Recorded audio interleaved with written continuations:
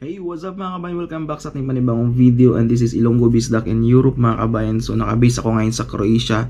Sa mga hindi nakakaalam, sa mga bagong subscriber natin dyan, maraming salamat sa inyo, no mga kabayan. So for today's vlog mga kabayan, mag-share ako sa inyo ng agency papunta dito sa Croatia mga kabayan. So ito is legit mga kabayan, walang halong chemical mga kabayan, charot, no? So itong agency na to mga kabayan is nag-hiring sila kahit winter season dito sa Croatia mga kabayan, no? So i-share ko sa inyo kung anong agency to, kasi marami pa rin nagtatanong kung saan mag-apply, anong agency na legit, no mga kabayan, sa Pilipinas, saan ipasa yung resume nila, anong mga requirements ang kailangan, no?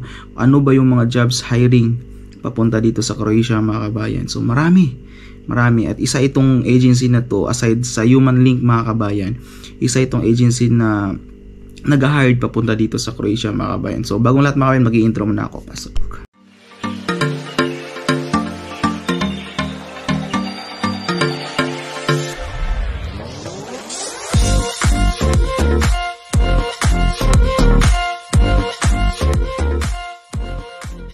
Ayun na nga mga kabayan, so itong agency na to is nasa Pilipinas. So ang mga aplikante nandyan sa Pilipinas nagtatanong, nagko-comment kung anong agency yon. So ito ibabasahin ko, and dyan din sa screen mga kabayan makikita nyo, ilalagay ko din yung sa screen yung kanilang tawag nito, jobs hiring mga kabayan. May picture, nakita nyo yun mga kabayan. So ito nga mga kabayan, no? So yung agency na ito mga kabayan is Venture Management System International Corporation mga kabayan, yung agency na ito. So ilalagay ko lang din yung kanilang link sa baba mga kabayan, kung saan sila pwedeng hanapin, address nila, contact number, pero makikita nyo rin sa screen mga kabayan, may number sila dyan, no?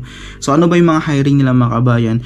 Siguro itong mga hiring na to mga kabayan is for the next season mga kabayan, or summer season next year mga kabayan. Kaya nag-hired sila panibago ngayon, kasi mostly mga kabayan is yung processing ng working permit, visa, and etc. mga kabayan is umaabot yun ng 6 months to 1 year. So itong hiring na to is tawag nito for na next winter season mga kabayan. So matagal-tagal, ay next year summer season pala, no?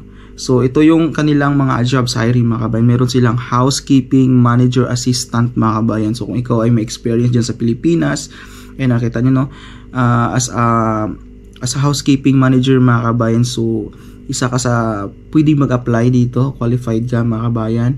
Room maids mga kabayan, hotel cleaners, stewards, laundry, dishwashers mga kabayan, or kitchen helper, ganyan, buffet waiters and buffet waitress mga kabayan, yung jobs hiring nila. So ito yung mga hospitality industry na mga mga kabayan, mga jobs hiring nila, no? So ang qualification mga kabayan, 21 to 30 years old mga kabayan, with at least 2 years experience of hotel or resort experience mga kabayan, no? Kailangan nila sa qualification, fluent in English language. You can adapt different culture, yun nga sinasabi kanina mga kabayan, no? With net appearance mga kabayan, but ano tayo, yung pleasant personality. Pero mostly mga kabayan dito, wala namang diskriminasyon sa Europe mga kabayan. So wala tayong problema dyan. It depends lang kasi yan sa mga agency na nag-handle o naghahawak sa inyo dun sa Pilipinas, no? Meron kasi dyan sa Pilipinas sobrang strict about sa appearance or sa personality ng tao mga kabayan. Problem dito sa abroad o sa Europe, walang ganun mga kabayan. Wala silang dito, wala silang judgment, di sila judgmental na tao or mga ganyan mga kabayan, no? So with high school school certificates mga kabayan, no, or diploma mga kabayan, alam ko yan kasi requirements talaga for visa and stamping and for working permit, no? NBI documents with apostle mga kabayan, pinaka-importante sa lahat ng NBI with apostle mga kabayan, kasi yun talaga din ang ginagamit requirements para sa visa stamping natin and sa working permit. Kaya yun ang pinaka main requirements mga kabayan, no? 6 months contract, so it means seasonal to mga kabayan. So pagdating sa Croatia, it means 6 months lang yung ID niyo, so seasonal jobs lang siya. Travel date on April 2024, so ito na nga nakalagay, tama nga sinabi ko mga kabayan, itong jobs na to is for next season mga kabayan, sa summer season. So yung pagdating nyo dito, kung apply kayo ngayon, bilangin nyo basta 6 months to 1 year talaga siya mga kabayan, no? So paano ba mag-apply sa kanila? So ito mga kabayan sa baba, apply now, send your resume in a Word format mga kabayan. So dapat kailangan naka Word format, di siya sa PDF mga kabayan. Basta sundin nyo lang instruction.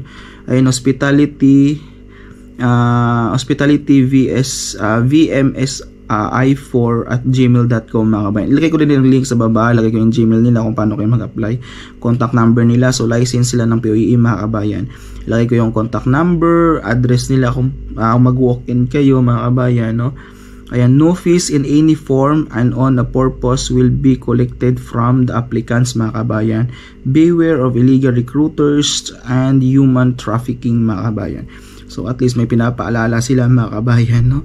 So itong agency na to mga kabayan is very legit kasi marami mga kabayan dito na nandito na sa Croatia mga kabayan. Nandito sila nang galing na agency na to, Venture Management System mga kabayan, no? Yung ano niya dito sa Croatia, yung kanyang ka-tie up mga kabayan is Anker Grupa DOO mga kabayan, na accreditation siya ng Croatia. So legit siya mga kabayan kasi maraming agency dito like Pinoy 385, Bosak Employment, Ananias, yung Humble Hunter, basta maraming agency dito mga kabayan. So isa din to siya sa mga agency ng ang katayap niya dyan sa Pilipinas is Venture Management mga kabayan. So more on seasonal jobs din ang hinahanap nila kasi nga mas malakas kasi yung Croatia for a summer season mga kabayan. So start now mga kabayan, mag-apply kayo para makarating kayo dito sa Croatia. Huwag nyo lang alalahanin yung 6 months contract mga kabayan kasi mostly na ngayon dito sa Croatia is nag-absorb na yung mga company ng galing agency, no? Na-absorb na papasok sa kanilang company. Hindi na sila pinapauwi ng Pilipinas, no? Or agency pa rin naman provide sa inyo ng trabaho after 6 months dito sa Croatia ng summer season. So huwag kayong mag-alala mga kabayan, huwag kayong magbahala kasi minsan kasi mga kabayan natin nag-iisip na 6 months lang yung contract, so ang iniisip nila uwi na Pilipinas. Kasi maraming nagtatanong sa akin, sabi ko sa kanila naman pwede kayong mag-apply panibagong employer, panibagong agency kung saan nyo gusto lumipat kasi sobrang free naman maghanap ng trabaho dito sa Croatia. Wala namang problema yan mga kabayan as long as legal ka, no? Tapos na yung contract mo, no, mga kabayan, sa agency mo, pwede ka mag-resign kung ayaw mo sa trabaho mo kasi parang Pilipinas lang to tawag nito contract ba, yung 6 months contract sa Pilipinas, ganyan. So pwede ka maglipat-lipat ng employer, ng agency as long as legal siya, magpaalam ka ng maayos mga kabayan. And marami pa rin nagtatanong kung mabilis ba makahanap ng trabaho sa Croatia mga kabayan. Kung masipag kang tao, makahanap ka talaga ng mga agency or company na legit mga kabayan dito sa Croatia na yung 1-year contract. Ang sinasabi ko nga, long-term contract mga kabayan. Meron mga factory ngayon na naghahanap ng mga long-term na applicant mga kabayan. So ayun na nga mga kabayan, sana makatulong sa inyo yung ating jobs hiring mga kabayan. And huwag natin kalimutan i-subscribe na aking YouTube channel, click notification bell para ma-update kayo sa panibagong vlog natin dito sa Croatia mga kabayan, no? Sa mga walang experience dyan mga kabayan, mag-try lang na mag-apply as long as meron kayong diploma mga kabayan. And good luck mga kabayan sa mga aplikante natin dyan mga kabayan, and see you around here in Croatia. So maraming salamat sa mga lumang subscriber natin dyan. At sa mga aplikante na dito na pala sa Croatia, maraming salamat sa inyo, no? Kasi nakarating na kayo dito sa Croatia, hindi kayo nahirapan na makarating sa Croatia mga kabayan. So maraming salamat sa inyo sa walang sawang suporta sa ating YouTube channel. So yun lang mga kabayan, sana makatulong. God bless po sa inyong lahat, and ciao mga kabayan.